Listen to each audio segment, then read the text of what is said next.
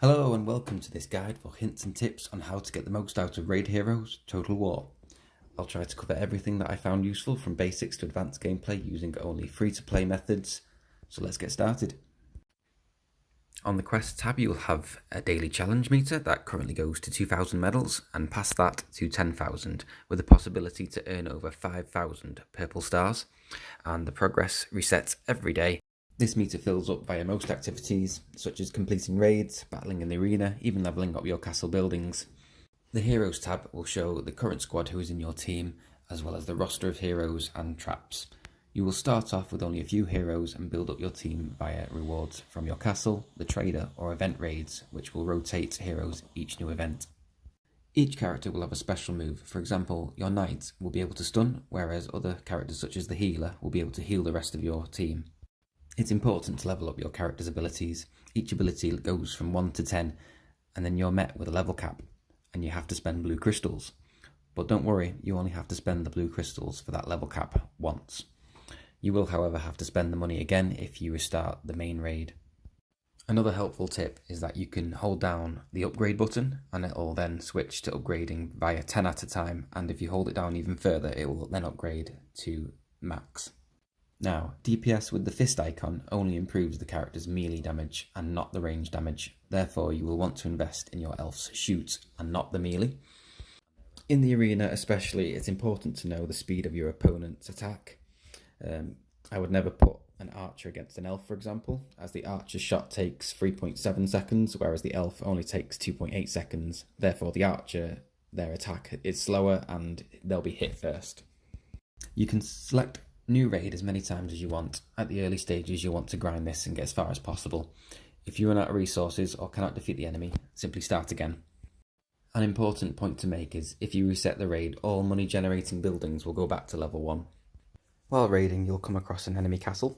Feel free to attack these as many times as you like. You will not lose anything and they give you a nice reward if you can beat them.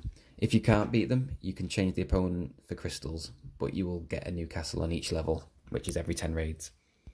Now, all the coin you generated will be used towards your heroes and castles. You will start off with just your castle, and as you progress you will open up more and more buildings to help you.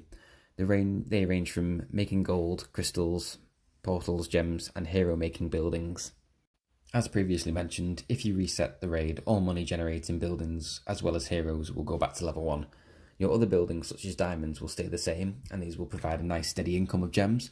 Therefore, it's important to know when to reset your raids. As well, you won't have to spend crystals on your heroes again, but you will have to spend gold. As you've probably seen, some of my buildings are blanked out, as I've collected all the cards used for my heroes. You can only apply for clans once you obtain the palace. At the early stages of the games, though, you won't be in anybody's clan, as nobody will want you due to your low level. But that won't stop you from applying to everyone's clan like I did. You can create your own, but I wouldn't recommend until you have the crystals to spare, which is never. If you and your clan generate enough medals, you can open the clan chest, which has lots of nice rewards. Blazons. You can pick all these up via the trader if you're lucky enough, or you can purchase them, which, as a free-to-play, I don't recommend.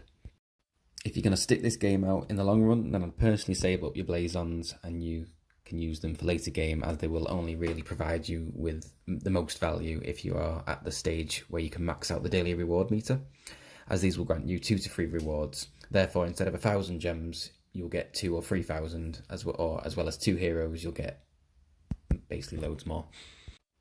In the late game, what I like to do in the arena, at the start of the week, I'll remove all my squad and let the enemy attack me and lower down my arena level. That way I won't have to worry about who my next few battles are against, as I'll be much lower in the ranking, and you can fight your way back up without having too much trouble, and you'll get all those reward chests. Just remember to remove this by Friday and try to finish as high as possible to get the tournament rewards. As for who to use in my team, well, I suggest you start with a tank to take the initial hits. Most go with the knight, even at later levels, so I'd level his health up, and then just ranged attacks. They're always helpful. Melee I don't find as useful, as they don't offer as much attack as the ranged, but as there's always new characters being added to the gameplay, different play styles are required to win. Artifacts, most eventually end up the same after leveling them, so don't worry too much, but you want to mainly focus on the special ability for your ranged and the health items for your tank. Towards endgame, it helps to have health on certain characters. Certain artifacts you should wait to level as they are already high and others take priority, for example the stone. As you can see here, I've leveled this necklace here to red, which was a waste of time as I basically don't need the extra melee damage. Therefore, I've left most of these at yellow, and that's reforging. With reforging, unless they've patched this, even at 900 gems, it still didn't work 90% of the time for me. It's up to you, but I just use all my 1000 gems. That way it's guaranteed to work, and I've not lost 900. Later on, when leveling up your hero, it will cost extra to unlock them further. For example, if it costs 19,000 gems, purple gems, to unlock them, there'll be a hidden 10,000 more cost to unlock their artifact. Don't be afraid to attack higher up levels. My priest, for example, is a 1.72A, which seems massively high, but in reality, I still can get beat by some teams of power level 1 billion. Not just about one character carrying the team at the end of the day, but it does help.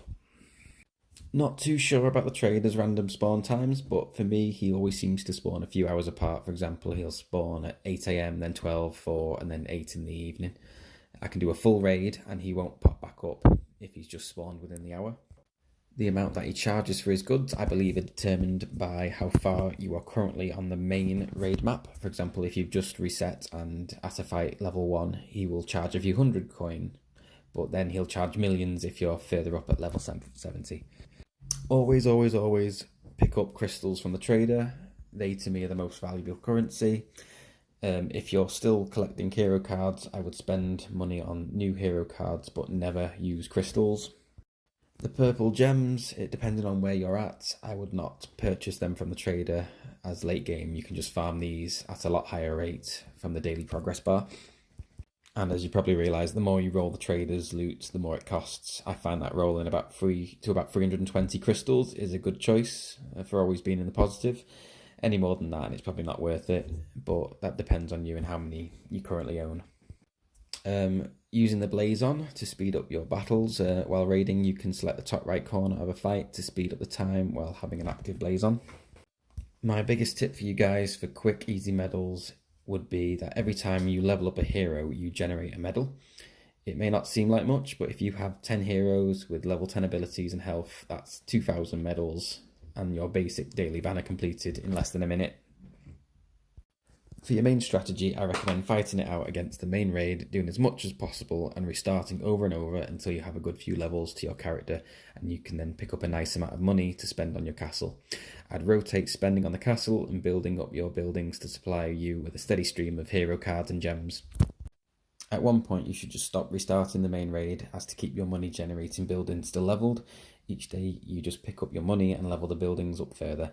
This could take you weeks depending on how invested you are in the game. It'll be a grind, but it'll pay off as you'll have a steady flow of crystals and other currencies coming in each day, regardless of whether you restart the raid or not.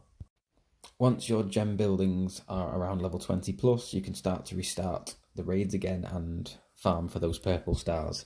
From there you can build up your teams further and further. Hope you've enjoyed this video. Please leave a comment and any questions, and good luck.